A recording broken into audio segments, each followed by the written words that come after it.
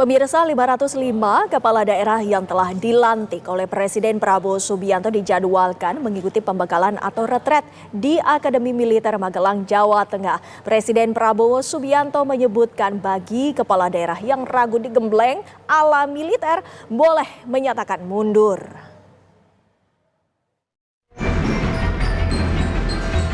Sebanyak 505 kepala daerah dari seluruh Indonesia akan mengikuti tahapan orientasi atau pembekalan di Akademi Militer Magelang, Jawa Tengah.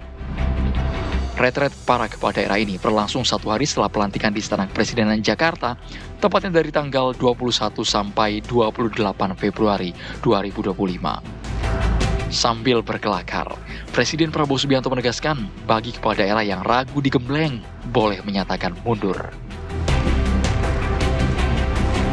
Saya kira saya tidak akan lama karena kita akan jumpa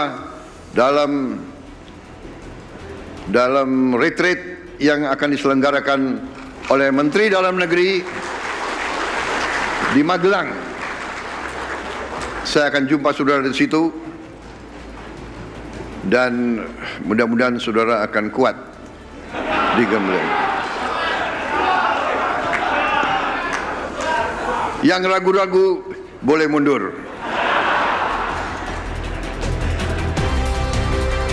Wakil Menteri Dalam Negeri Bima Arya Sugiarto berharap seluruh kepala daerah bisa disiplin mengikuti agenda yang telah ditentukan. Jadi betul-betul kita harapkan semua kepala daerah akan mengikuti semua rencana kegiatan. Jadi diminta untuk nanti disiplin, tepat waktu. Seperti kami dulu di Kabinet Merah Putih menjalani retreat di sini. Retret ala militer ini hanya diikuti oleh para kepala daerah saja, sementara wakilnya diminta hadir sehari menjelang penutupan. Dari pakar sampai presiden pada masanya dikabarkan akan menjadi pemateri pada retret kali ini. Apakah konsepnya serupa dengan penggemblengan yang diikuti para menteri Kabinet Merah Putih sebelumnya? Ada materi sampai latihan baris berbaris. Atau ada gaya yang berbeda? Tim TV One mengabarkan. Dan untuk membahasnya, kita sudah bergabung dengan Wakil Menteri Dalam Negeri Bima Arya Sugiarto. Selamat sore, Pak Menteri. Selamat sore.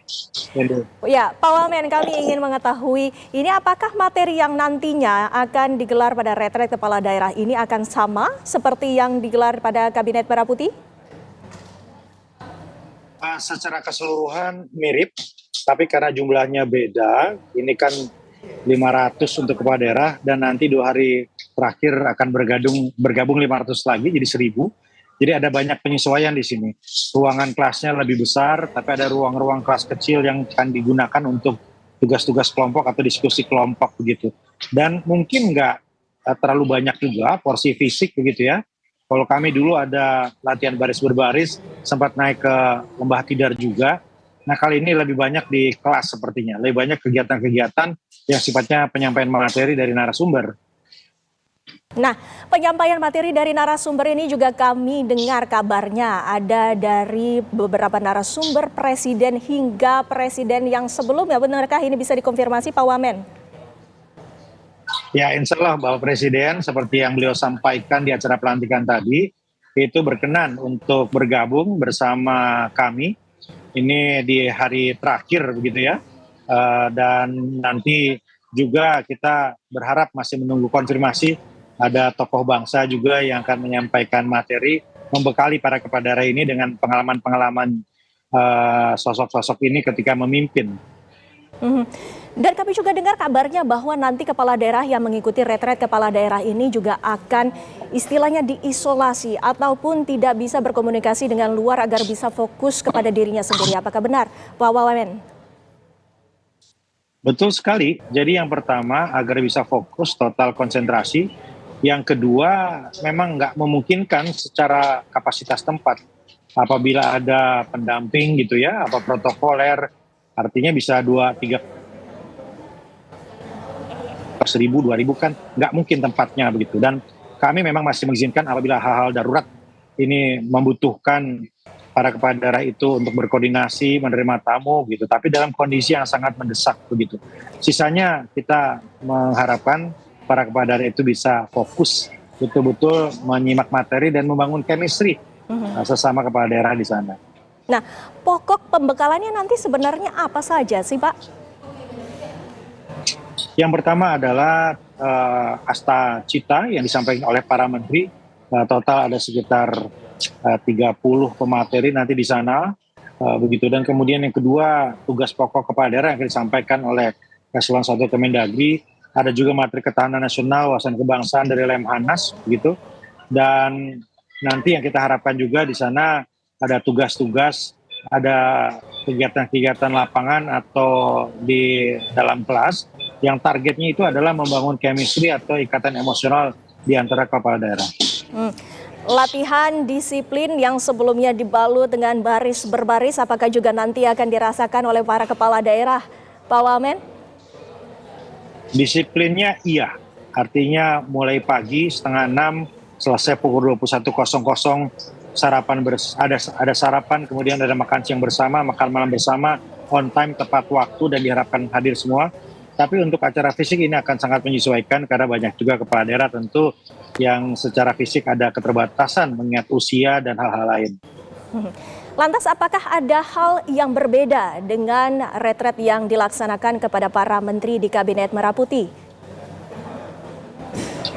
Perbedaannya ya lebih kepada ruangan kelas yang saat ini lebih besar begitu ya. Kemudian juga waktu kami dulu nggak dipecah menjadi kelas kecil ya. Sekarang 2 hari pertama itu dipecah menjadi beberapa kelas supaya lebih fokus untuk kelompok ya.